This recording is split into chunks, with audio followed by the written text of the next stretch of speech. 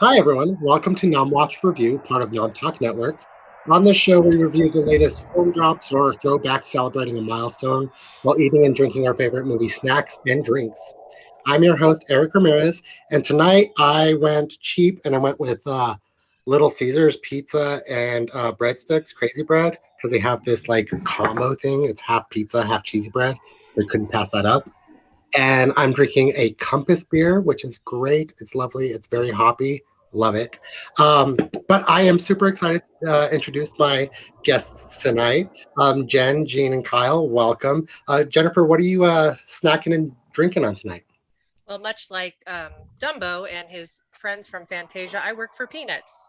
Um, so I have some peanuts because I had a lovely shrimp bake, like with corn and tomatoes and cucumbers earlier. I eat dinner like a senior citizen.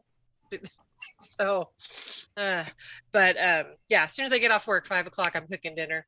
And then I have one of my favorites, shock top pretzel wheat, which Mm. is hard to find and seasonal, and I dole it out throughout the year. So I thought it would Ooh, be a nice complimentary with the pretzels. ooh, Yeah. I have to find that. That sounds delicious. It's so good. All right, perfect. Well, great. Thank you for being here. Jean, what are you snacking and drinking on? Oh yeah. I had this the last time, but I'm having just this beer again. It's the same brand, so I don't know if they'll give me like a sponsorship. But yeah, just getting this Christmas ale again, so I could finally drink all these Christmas ales that I had saved since Christmas. So yeah. Yeah, no, that's the struggle. We had a tiny Christmas L keg from Christmas, and it took hmm us a while to finish that. Oh yeah. What are those like the advent calendars with like the drinks and everything? Like that's too much. Yeah, too much, Yeah. too much, too much. And Kyle, thank you for being here as well. What are you snacking and drinking on? So before I came on, naturally, I had to go visit my pal, Mickey Mouse, Mm. at the park, and I have the remains of my giant strawberry Mickey cookie. Um, Ooh, it's Nice. about this big, and water because I also had a salmon and avocado mousse pretzel, but I ate it already. So ooh, that sounds delicious. Nice. We're we're gonna have to talk later about that one. it's really good. It's really really good. But I had to get my cartoon on since I knew we were reviewing the best cartoon movie. The best cartoon movie. Speaking of that, bringing it up, we are talking about the 1988 Who Framed Roger Rabbit, which is turning 35 years this year, which makes me feel closer to my birthday because I did that math when we got the email and I was like, it's 35. And then I was like, oh, I'm about to be 35. um, but that's what we're talking about. Also, we are still fundraising for the Trevor Project out there. If you guys want to donate, there's a link and stuff like that, and you can donate to them. Proceeds go to them and help the LGBTQIA plus community. But let's get into this conversation, guys. So I want to know first, like, how old were you guys when you first watched this movie? What were your thoughts when you were younger? We'll start with you on this one, Kyle. So this movie defined my aesthetic, my childhood, my love of meta, my love of Across the Spider-Verse. I think I had to have been maybe 5, maybe 6 the first time I saw it because I was at that age where there were parts of it that were genuinely terrifying. And I was also at that age where I didn't appreciate the adult humor in it, but I was still like, this is great.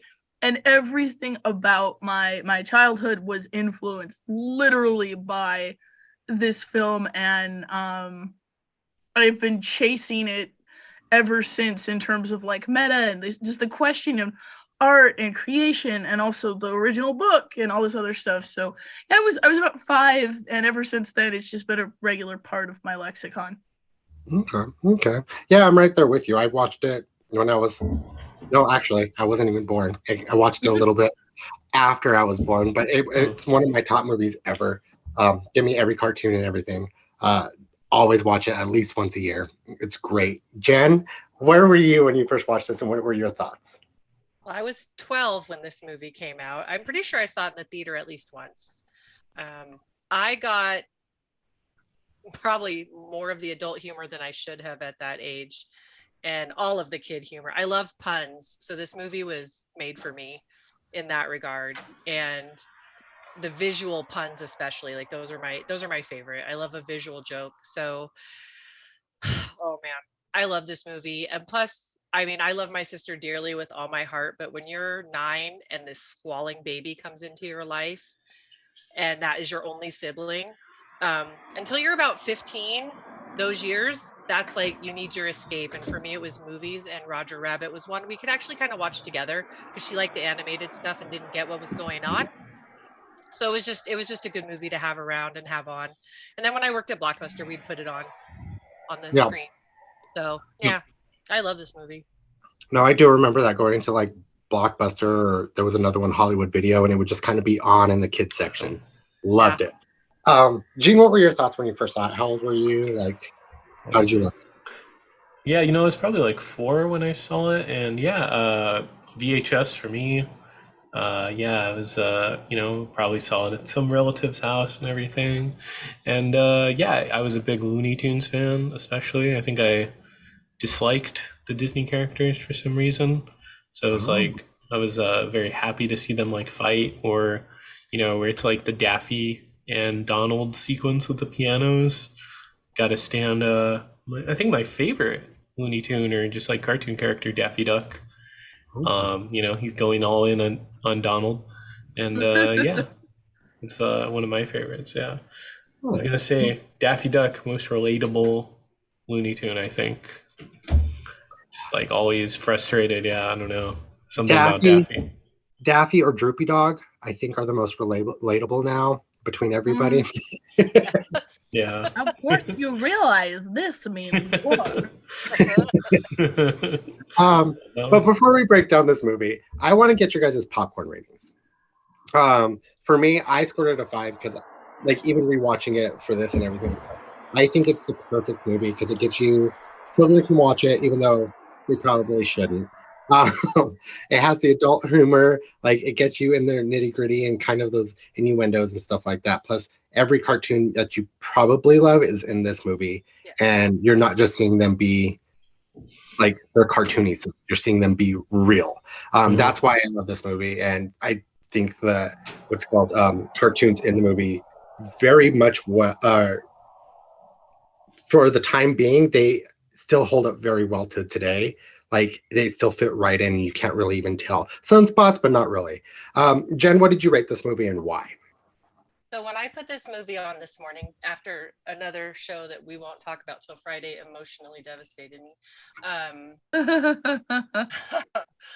I was fully prepared to find that the humor didn't hold up to what we would make in 2023. So I haven't seen it in a while. And I was pleasantly surprised not to find anything in this movie where I was like, oh, they could never write that joke today. It just held up so well. I watched it immediately a second time. Disney Plus made me laugh because it's like, since you watched Roger Rabbit, you should watch Avatar, The Way of Water. And I'm like, no, I shouldn't. No. So this is one of the rare movies that held up to my 12-year-old me inside that loved this movie. And the jokes didn't get old, probably because it's set in the 40s, right? So it's already that old aesthetic that, you know, the and I love the 40s, and anyone who's ever seen me when we're talking about an older movie knows that. Dolores's goals all the way across the board for me. Everything about this movie just warms my heart, and yeah, it's a solid 5 popcorn buckets for me, and I think always will be. I can't wait till I want to go get my nieces and nephews and be like, we need to watch this movie now. Come here, come to Auntie. Come over. I'll babysit for the night. Yeah, exactly. Nice. Gene, what was your popcorn rating and why? Oh, I'm gonna go with 5. You know, I just love this movie. It's a great noir film. Good mystery, and then I love all the cartoons. I love you know, seeing like you know, they have like just like really like deep cuts. I guess there's just like characters in the background that like, oh, okay, you're from this or that. I don't know. Yeah, the way that they use them too is like really fun. Just the fact that it's like Disney and I think like Warner Brothers only agreed to do it if like certain characters have like the exact amount of screen time. So it's like, you know, stuff where it's like like Tinkerbell, or it's like Porky does the "That's all, folks," and then Tinkerbell does the, I don't know, the thing that she closes out the movies with. Wand Yeah. thing. And yeah, no, it's just really fun. And then too, like seeing this, I forgot how much of even though it's like fictional, there's like Toontown, how much of a Los Angeles film this is, where it's like talking about the freeway, like pretty important. Which the freeway now dominates most of our time and our lives, living in Los Angeles at least, always on it. But yeah, I really appreciated that. And then such a great line. Only a tune could think of the freeway. So that's one of the reasons I gave it 5. But yeah. Yeah, no, I get you on that. Like, yeah, no, it's great. Kyle, what was your popcorn rating and why?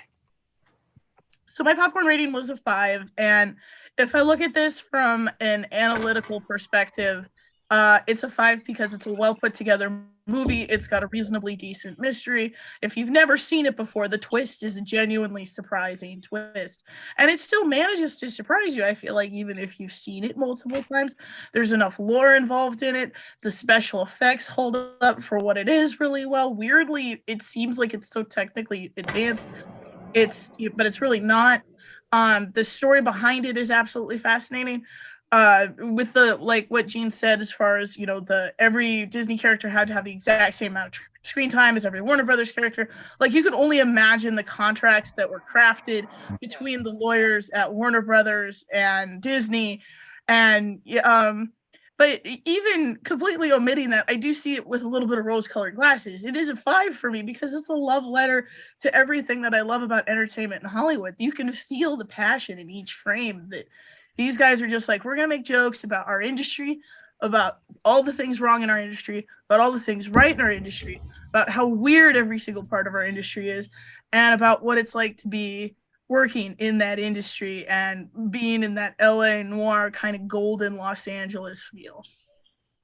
Oh yeah, no, I wish I was in that golden noir. I mean, I wouldn't have worked as much as I would have liked to, but I did that when I lived there anyway. So we are going to jump into the chat really quick.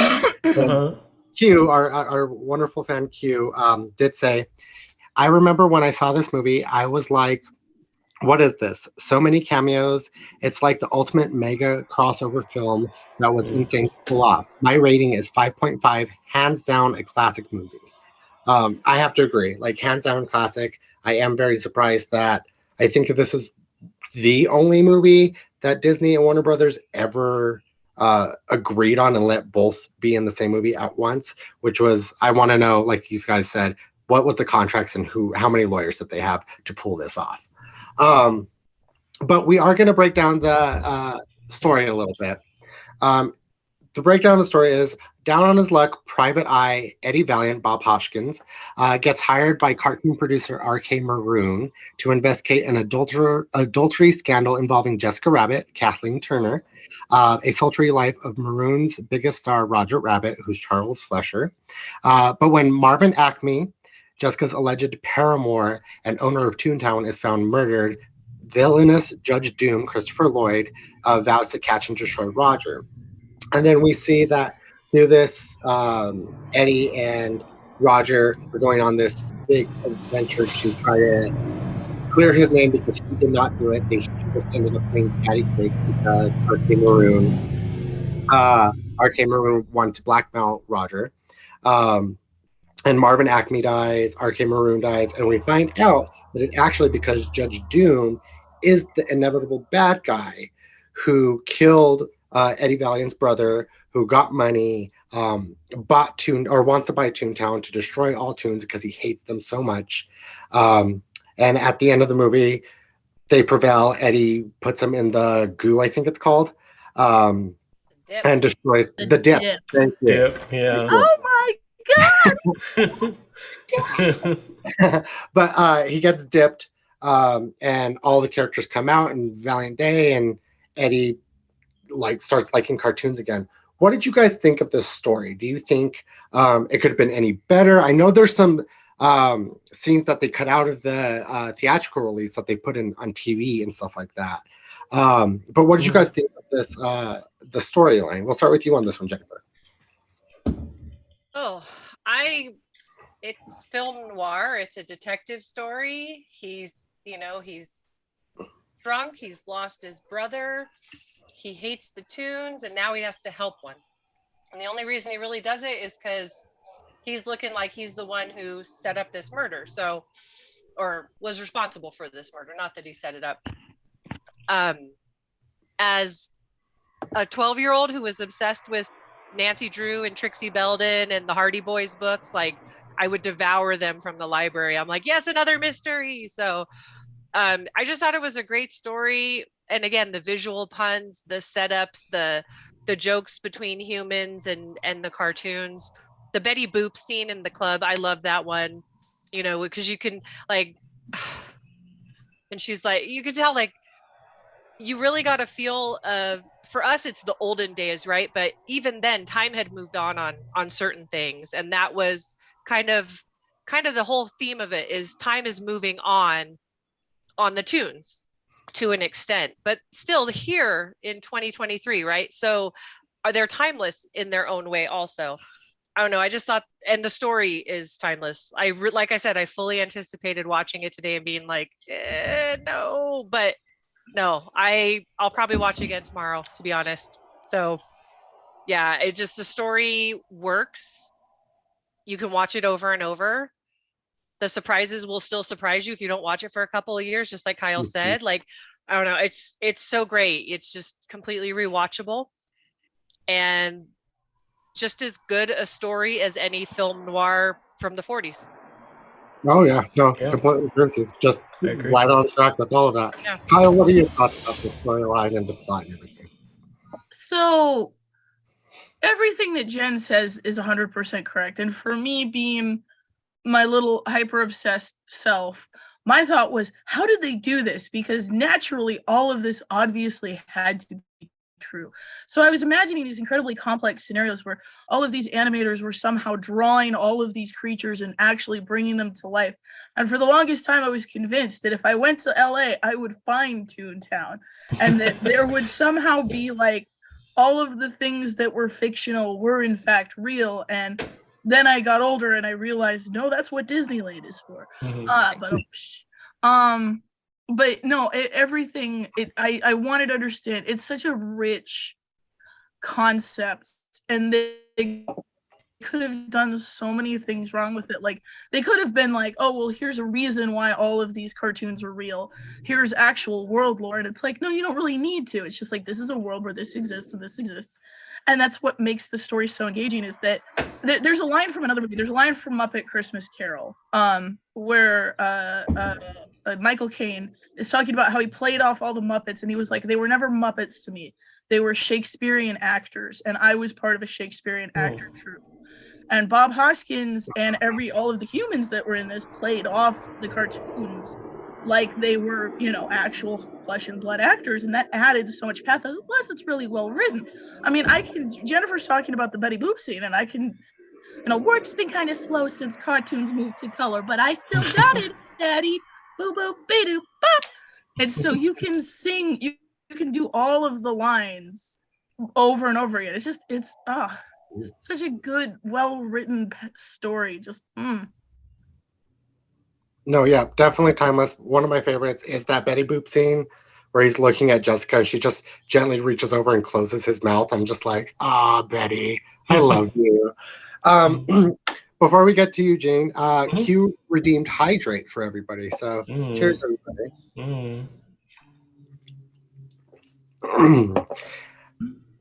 All right, Jane, what did you think of the plot and the story and everything? Yeah, I really enjoyed it. It's like, it's kind of like rewatching it again. I forgot how like it's like a fun movie, but then it's like really dark as well. Like the scene where it's like Eddie just gets like drunk thinking about his brother, and they do I forgot who does I think it's like Alvin Silvestri does the score, and they do this like really sad theme. It's called like Bellion, and it's like panning across all the photos and things like that. And I'm like, oh man, what a really well like acted and like edited scene and everything. So it's just kind of like thinking about stuff like that. I was like, man, this is just a great movie, besides being like really technically groundbreaking, you know, the fact that they're incorporating like live action and cartoons. So yeah, no, I really loved it. So it's like, yeah, I think like, you know, scenes like that, or um, just kind of like Bob Hoskins, how he commits to it. You know, he has like a lot of depth, but yeah, kind of going off of what you guys said, yeah, he like really goes for it. Like he's just acting off, you know, these cartoons for like whole scenes, but he's treating them like, like there's an arc and stuff with like him and Roger. So that's really cool. I don't know. Yeah, I really enjoyed that this time around. Any movie that you really see Bob Hoskins in, he does that with everybody. So I was not R.I.P. I know. No, that's great though. But I want to jump into the directing and cinematography of it, because that is a big crucial part of this movie, being that it's live action and animation. For instance, there's a thing called bump the lamp. It's a term Disney employees use when they're filming and everything. It's because that scene when they're in the bar and Roger bumps the lamp when they're in the back room, and Kathleen and Dolores catches it. They took so much time to match the actual scene footage from when they were in there to the animation footage. They took so much time, so it's called bumping the lamp when you go high, above and beyond in the special effects. That's cool. What are your guys' thoughts about like the cinematography of this film? Do you think it still stands up? And the directing as well. Do you think it stands up? Do you think it could be changed or anything like that? We'll start with you on this one, Gene. Yeah, no, I think I can't think of like changing anything. Like yeah, I mean there's nothing I would want to change. I think this is a really specific thing I would want. Like I wish they got like more tunes, because I was kind of like reading about this and like researching where it's like they couldn't get like Tom and Jerry or like just really random characters, and I'm like, oh man, I wish they could have got that. But yeah, no, I don't think I would change anything, to be honest. Yeah. Okay. There's a cat. There's a cat. Jennifer, introduce your cat, and also, what do you think about the cinematography and directing? Ooh, he almost took the whole bowl of peanuts with him.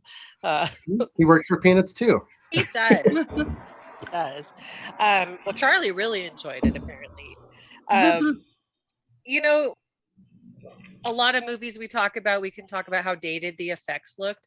I didn't feel that when I was watching it today.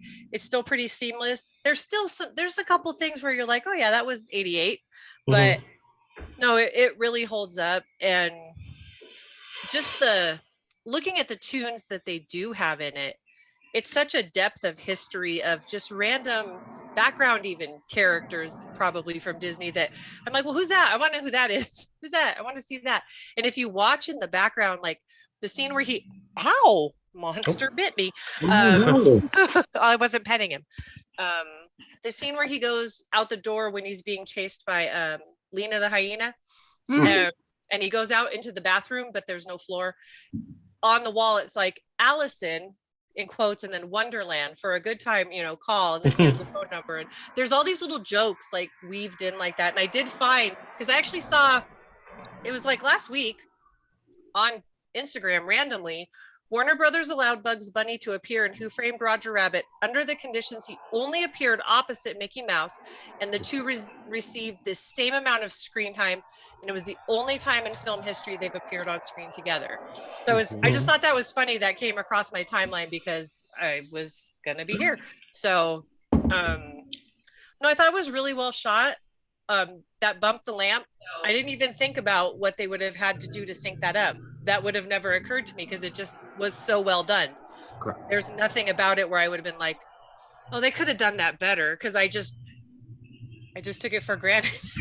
I like the dinosaurs in Jurassic Park. Like, no, that was real. And Bunny hit it and she caught it.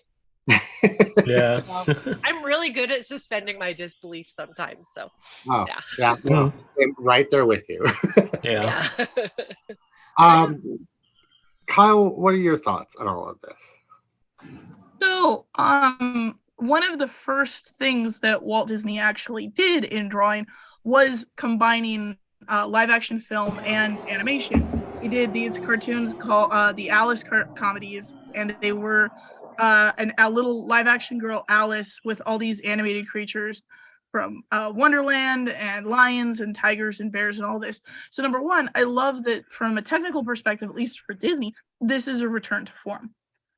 This is something that the studio has a lot of history with. So it's really cool to hear that, kind of was a thing. Seamlessly, it's got real noir feel. Like I said earlier, you can tell that there's a lot of love in every single stitch. And one of the things that I'm really proud that I picked up on when I was rewatching it, that I picked up on when I was younger, was the dip.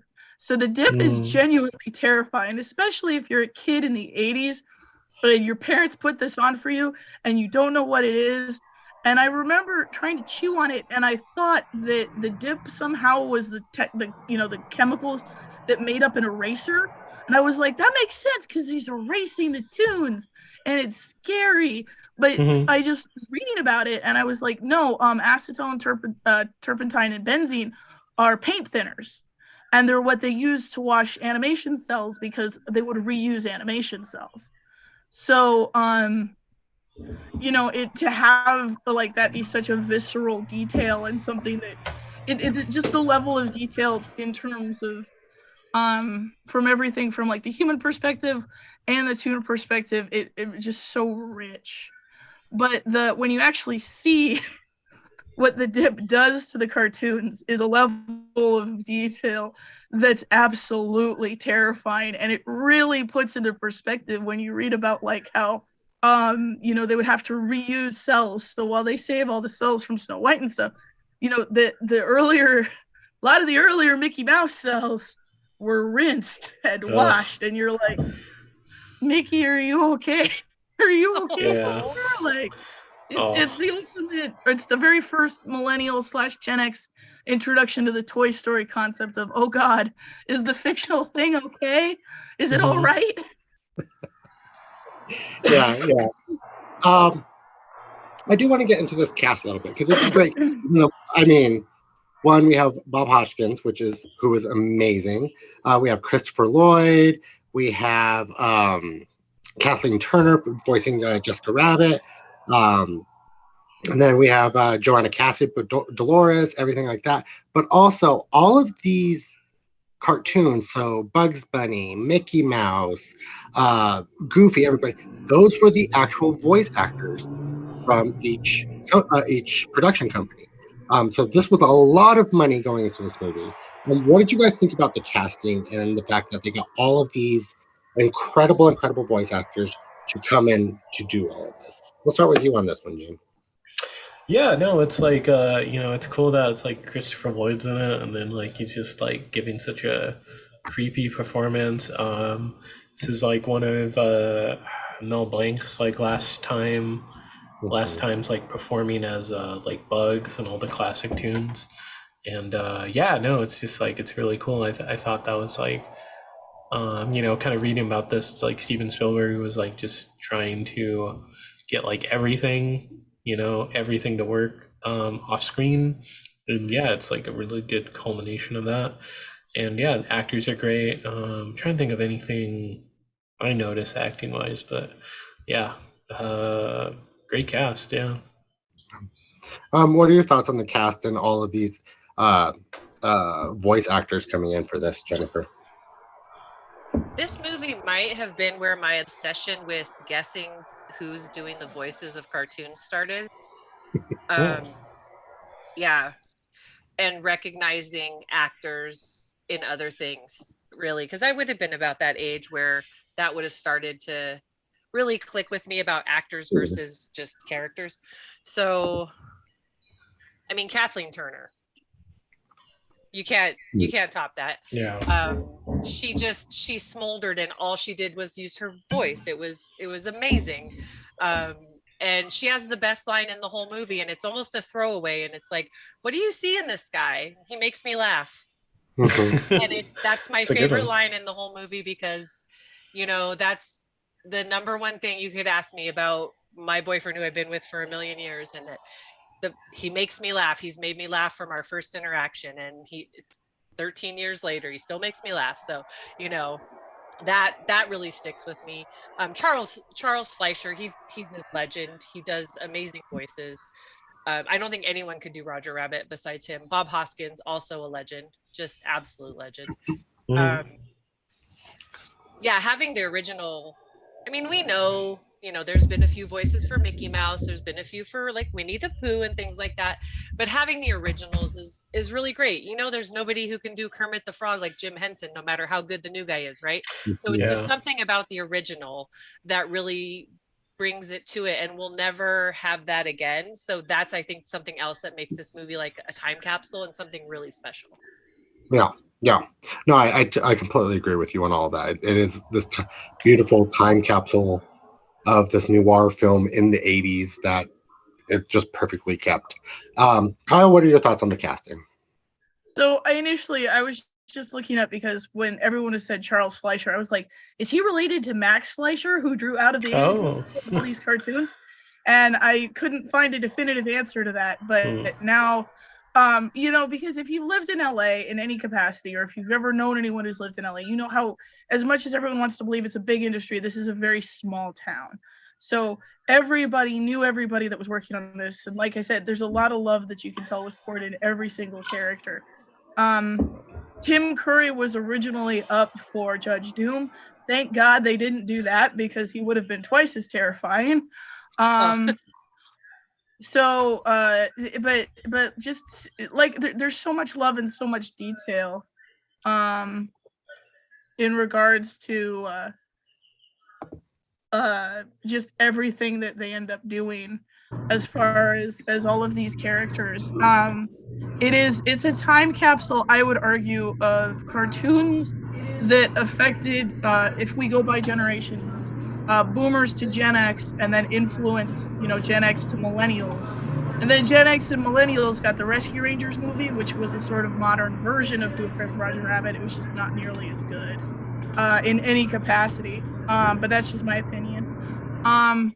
But to have this, it's just iconic, because it really encapsulates just how small the town is. And Mickey, the guys who Mel Blanc and the guy who voiced Mickey were probably friends, and you have all these people, and they're probably messing around on set, like, gosh, and all that, talking at each other in voices. And God, that must just have been such a fun set to be on, where you have all these really creative people just messing around, making fun of the job that they love. Like, oh yeah, good times.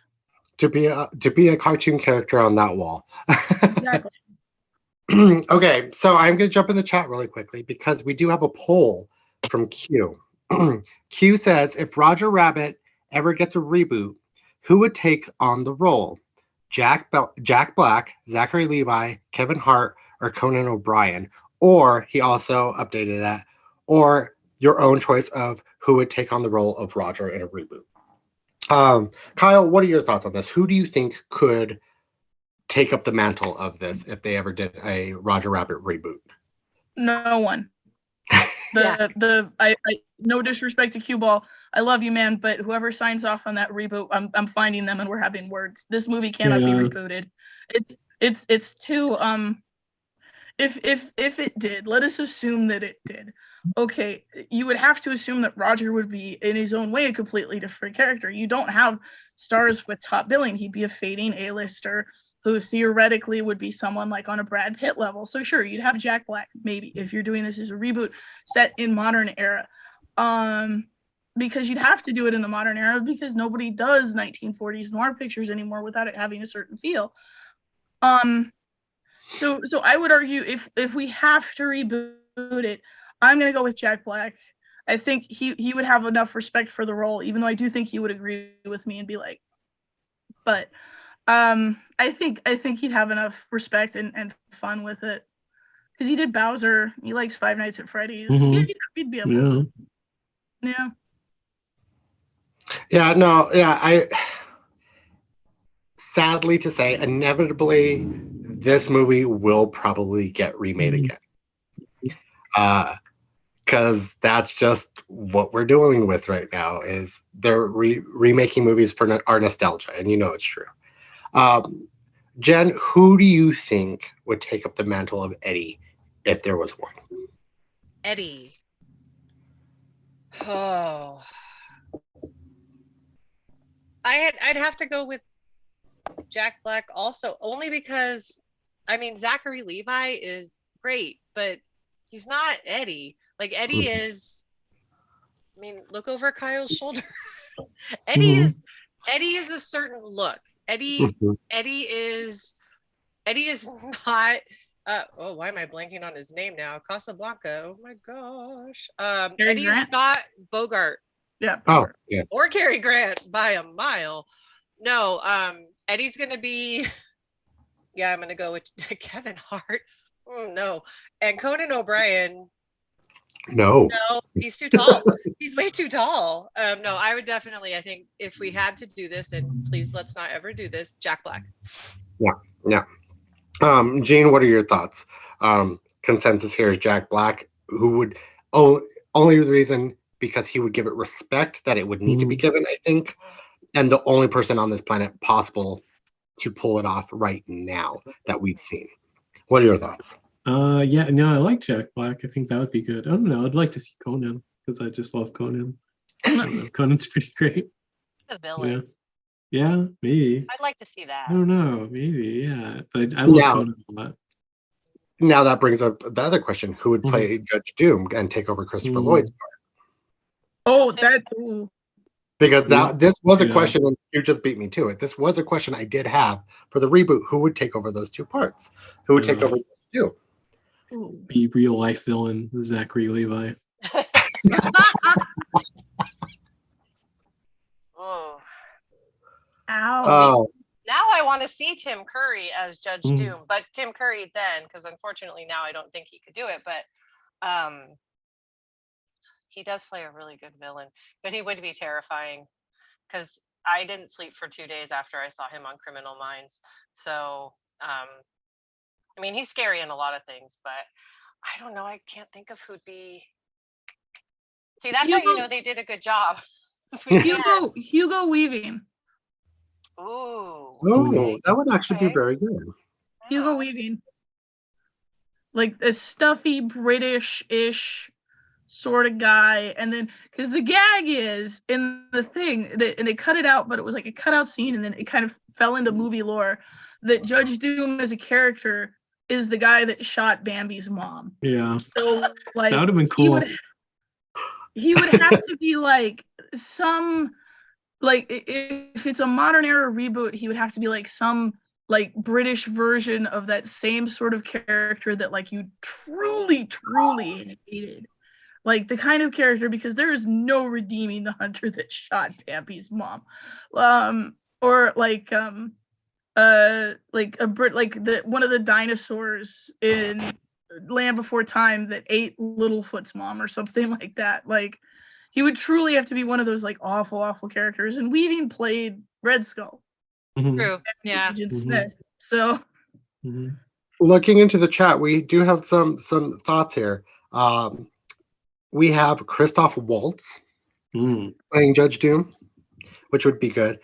But another one who actually I think could play it very well, Willem Dafoe playing Judge Doom. He's like nuts, I would not mind seeing that. Yeah, I could see not that. At all. Yeah. I think he has the craziness to him, but also like the humor. He could pull it off very well, and he's scary. Yes, he. Yeah. Oh, another one, Gary Oldman for Judge for Doom. I was just gonna say Gary Oldman. I was like, oh, vampire, because he can play anyone. He could play my chair over here. He's that good. Yeah. Well, if you do Gary Oldman like in The Professional, that's what I was gonna say. Yeah, where he's like, everyone. Like, if you give him that manic energy and you're just like, dude, here is a piece of scenery, please chew it to nothing. Yes. I could see Gary Oldman doing it. I would prefer actually because of that connection, and because you're never supposed to know who Doom is. You're never supposed to know what tune he is. Right. So, but I think I've always imagined him as an American too. And that's no disrespect to our brothers and sisters and whatnot, or theys and thems and such on the other side of the pond, so to speak. But I've always imagined him as an American too. So, if it's whatever actor, he's got to be able to do an American accent, and he's got to be able to like play, that manic sort of crazy that would be able to build a freeway Oh do zoning boards. They could use it as a lead into the live action Bambi that they're actually going to make. They just need to stop. They Yes, need they to do. stop. Good With remake movies. Well, Lilo Jennifer, and Stitch, Moana, Bambi, all of them, no. guys, you know what's going to happen inevitably at the end of all these. They're going to introduce that end credit scene, and Mickey Mouse is going to walk out and he's going to say, "I'm here to talk to you about the Kingdom Hearts initiative." Okay, so that would give me so much joy, but okay, so we've talked about the actors and our fantasy if it were to ever be remade, who would do it? All of us settled in Jack Black. Now Judge Doom is going to be up in the air forever. Yeah. I did want to come into it a little bit because where did it go? Dang it. I lost it. There is some scandal behind this movie, actually, surprisingly enough. So there's a little bit of controversy within the movie when it came out. There are apparently when it was first released on Laserdisc DVDs, you could slow it down and there was a split second to where you could see Jessica Rabbit naked. And people discovered this. They didn't know it was a thing. They discovered it. And inventories of this movie sold out because people were grabbing it so much. Another thing that was a controversy was when Baby Herman goes under his the woman's dress when he's in the hallway. He comes out with his middle finger up and then comes out with like stuff on his face, and that people were having very much issue. Oh. And this is the one I caught now watching it now that I was older, and I was like, that couldn't be possibly what was said. But like Disney and Warner said that if Daffy Duck and Donald Duck were in it, they had to have the same time. If Mickey and Bugs were in it, they have to have the same time. In the dueling piano scene with Donald and Daffy, they're like nitpicking back at each other. Daffy actually calls, and it sounds like he calls him a derogatory word. Ooh. And this blew up across the internet, and people were very, very drawn back by this. And it may not be the word, but it still very much sounds like that. What are your guys' thoughts? Do you think these little controversies are interesting? Did you happen to hear it during that piano fight? We'll start with you on this one, Gene. I think it's like Donald, right? That's supposed to have said that. It's Donald to Daffy. Okay, no. Yeah, so you can kind of get what it was. I mean, yeah. I can't believe that. I don't know. I couldn't believe that because it's like, I don't know, Donald just like has like such a weird voice and everything that I think like he just like says like, can't really understand him. So yeah. But yeah, I don't know, the controversies, they're kind of like really, I don't know, yeah, I kind of seen that with like all the late 80s, like 90s Disney's movies, because it's like in the Rescuers Down Under, like they sneak like a frame of like a lewd photo, or like in the statues in Little Mermaid, the original is supposed to have like something hidden, or it's like sex is like hidden in a cloud or something in Lion King. So yeah, it's kind of evident of those animators in the 90s Disney's movies. Maybe they weren't like paying them enough or what, but they're just kind of like sneaking a lot of things in there, in the movies. So yeah, I don't know. Some of the things where it's like that are hidden, yeah, that kind of checks out, I guess. Yeah. Okay. Jennifer, what are your thoughts on this? Do you think it could have possibly been happening? Did you happen to catch it yourself? I didn't catch it. And I watch everything with captions, but I also was working today, writing job aids. So delightful. Artists have been hiding stuff in their art for as long as art has existed. It's nothing new. New mediums such as Laserdisc, DVD, and even to an extent VHS, though it's not as easy, would let people catch those things or imagine they caught them in some cases. I have the infamous Little Mermaid VHS cover, and it sure does look like what they say it looks like. I don't know, actually was listening to a podcast and they were kind of talking about artists hiding things in it, but in the backwards masking, like in records, and the whole Paul is dead thing with the Beatles and things like that. So I was just listening to something about this yesterday. So I think sometimes to break up the tedium, you have to hide stuff in there. I'd like to think they didn't hide that particular word in any scene, but the other stuff, sometimes if you think you can get away with it, you might do it. If like the baby Herman and some of the other little stuff, Jessica Rabbit naked, they think it's going to be watched at full speed. It's one frame, it's a flash, they're never going to notice it. Who sits there frame by frame? I don't have time for that, but people do, obviously. So I just, I could probably grab any comic book off my shelf over there, and if I looked hard enough, I would find something. And that's the other thing too. If you look hard enough, you're going to find something, whether it's there or not. So controversy probably sold some tickets, sold some VHS copies, sold some DVD copies, obviously sold some laser discs. So at the end of the day, I don't know that it hurt anybody, but it's not something new. Yeah. Kyle, what are your thoughts on this? So, correct me if chat and or the internet at large if this is the wrong term, but there is a term for this, and it's called periodolia or periodolia. And periodolia is the tendency or for perception to impose a meaningful interpretation on a nebulous stimulus, usually visual, so that one sees an object pattern or meaning where there is none. The biggest example I can give, because I always talk about Disneyland, is the hidden Mickey. Sometimes people will pull up hidden Mickeys out of nowhere and go, that's a hidden Mickey. And most of the time people will be like, no, that's 3 soap bubbles that look vaguely like a Mickey, but you're surrounded by these images, so your mind fills in the blanks. Does that diminish the idea that some Mickeys were placed there intentional? No, a lot of people will do that for fun, or they'll do it for a gag. I don't think that no matter, because I'm pretty sure if you looked it up, it didn't happen. Disney would not be that ridiculous. Warner Brothers would definitely not be that ridiculous, but they do have their skeletons in their closet. And the original book was based on racism, and that's the reason why the original book is no longer in print. We are going to get there too. So I think that the is it a thing? Maybe the Jessica Rabbit thing. I'll call that, and I'll say maybe Jessica Rabbit, maybe Baby Herman, maybe. But once again, like Jennifer said, it's like, who's the time to really go through a film, frame by frame, looking for things to upset them?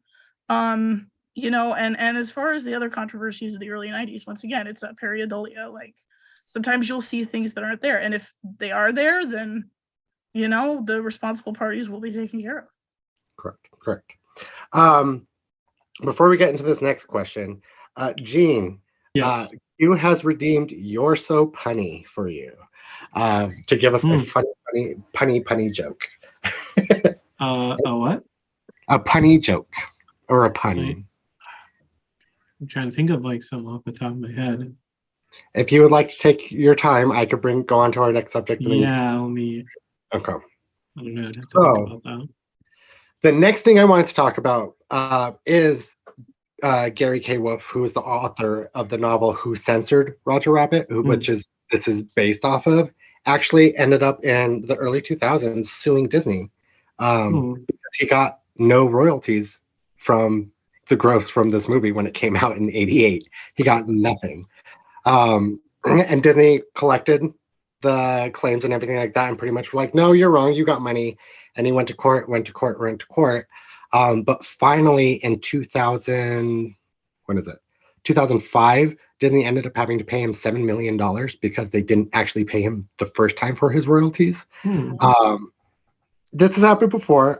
What do you think about this, Kyle? Like, do you think Disney would have done this intentionally just to not pay him?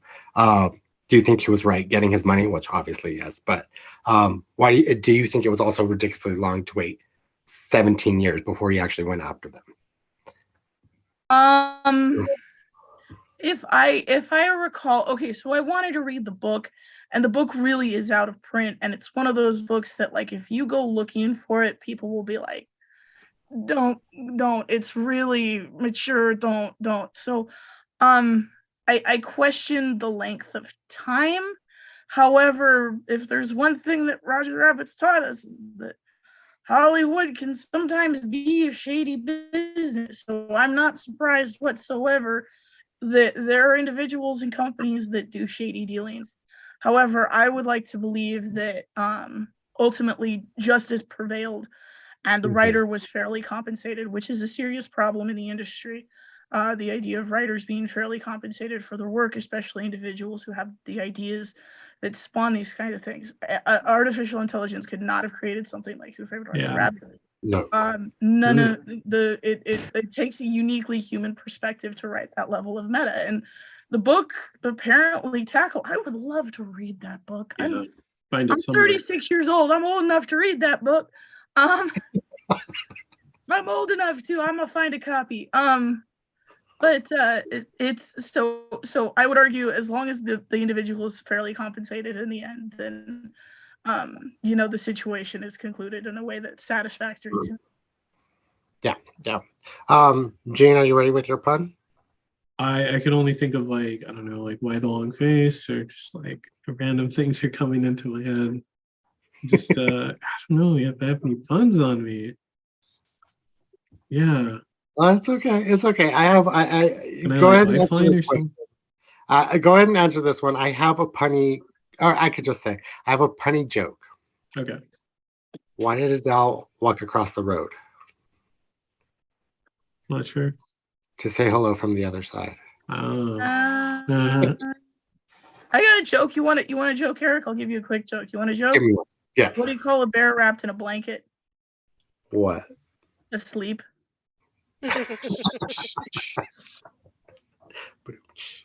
All right, Gene, what did you think about this legal issue? That was good. What did you think about this legal issue? Yeah, I mean, it sounds like Disney. I mean, I don't know. It was like Jim Starlin, or I forgot someone from Marvel or DC didn't get compensated on Thanos or something. That's Starlin.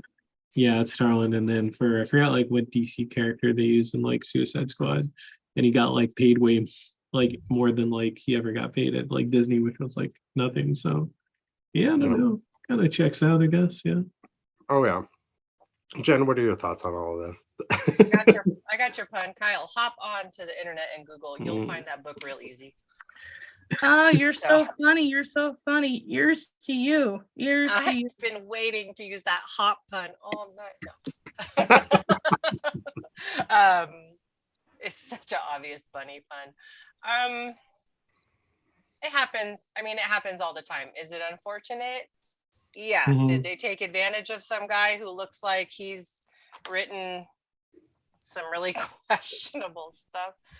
Yeah. But it has 4.3 stars on Amazon and 3.7 on Goodreads. He's written 4 books about Roger Rabbit, so he must have been on something. I think just like anything where there's legal stuff involved, not everybody has the right representation. This guy obviously didn't have the right agent or something, and he didn't get the good end of the deal until way too late. And no matter how much I love Disney stuff, they're a business and a corporation at the end of the day. And while, I used to work for Starbucks, and while the people worked at Starbucks were the heart of the company, the people that worked up in Seattle, I don't think they gave a damn. No matter how much they said they did, especially when Howard Schultz left, and then he came back and he obviously still didn't give much of a damn. So, you just can't. People have this romanticized view of Disney when they hear that word, but it's a business, and film is not always a friendly business. In fact, usually not, from what I hear from people that I know that work in it. It can be very backstabby, cutthroaty, and because everyone's out for themselves, because that's how you get ahead. In a lot of cases, not all cases. I know some great people actually, all the people I know that work in film are great.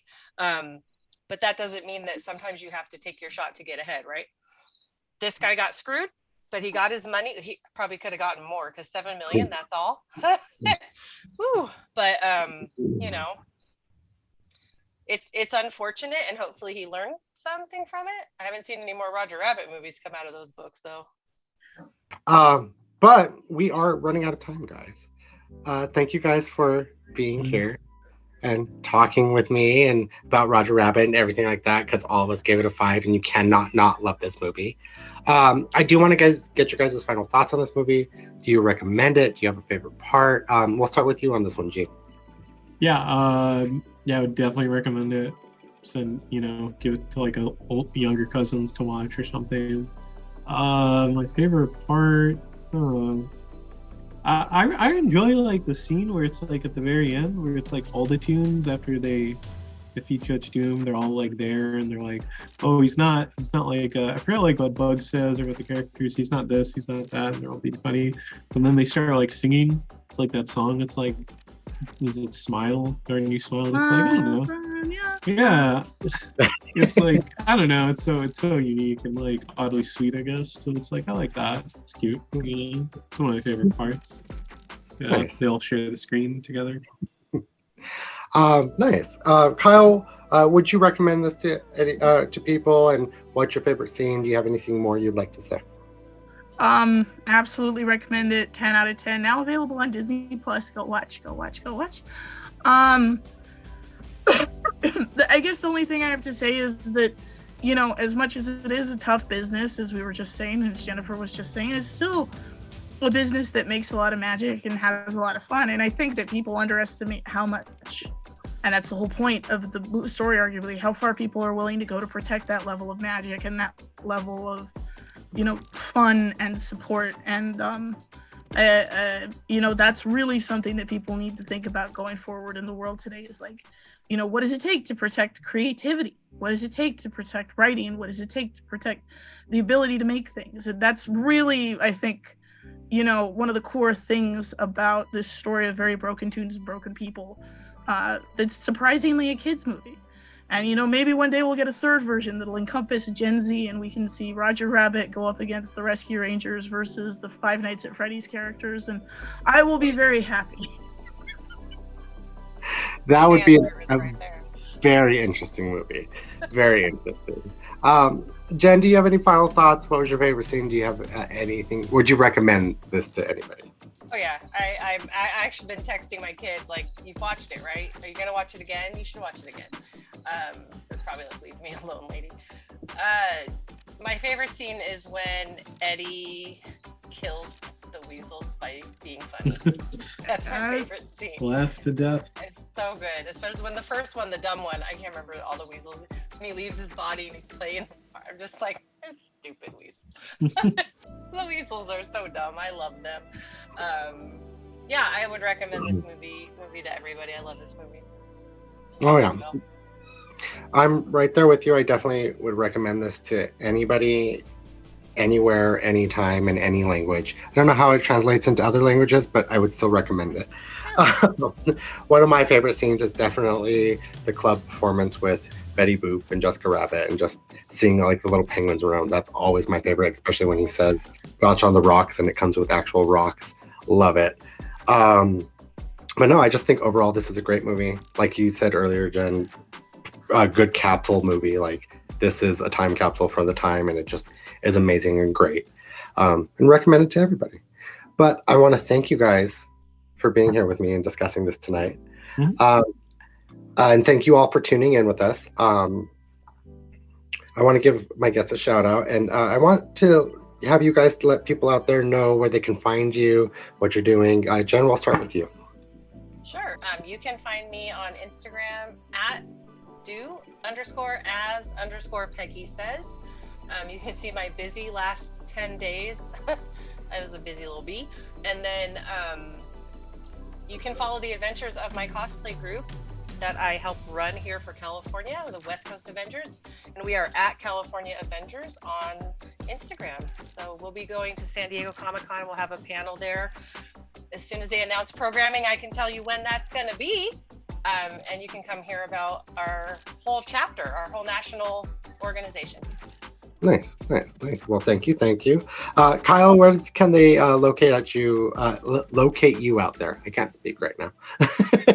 So, I'm still, for the foreseeable future, I am still on the Bird app. It's at CAROL CAROLYN and then capital FANDOM. Other than that, I'm on Instagram at CAROLYNS Geekout, GEEKOUT. Always looking for more Instagram followers. And then I'm kind of in the process of getting back into writing and creative pursuits. So stay put for some content and some fun things that I have coming up as I, push myself into those spheres so I can do more stuff like this because I'm having a ball. Okay, great. Well, we always love having you. Thank you for being back. Gene, where can they find you out there? Yeah, you can find me on Twitter and Instagram, Gene9892. And then I got a podcast. It's the Waffle podcast. So look for it on iTunes and Spotify. All the ones. All of them too. Awesome. Yeah, all the things. Yeah. Well, thank you guys for being here. And thank you all out there for tuning in, and be sure to join our Discord to keep this conversation going, as well as subscribing to all of our other platforms at Nom Talk Network. I'm your host, Erric Ramirez, and you can find me on all social media platforms at Heartless7. That's HARTL 3 SS7. I have TikTok, all of them except for the Bird app because I got rid of that a long time ago. But please feel free to tune in on Friday when they will be discussing Secret Invasion, which I'm looking forward to hearing that conversation. I'll be tuning in. But until then, again, I'm your host, Erric Ramirez, and everybody out there, have a nomerific day. Bye.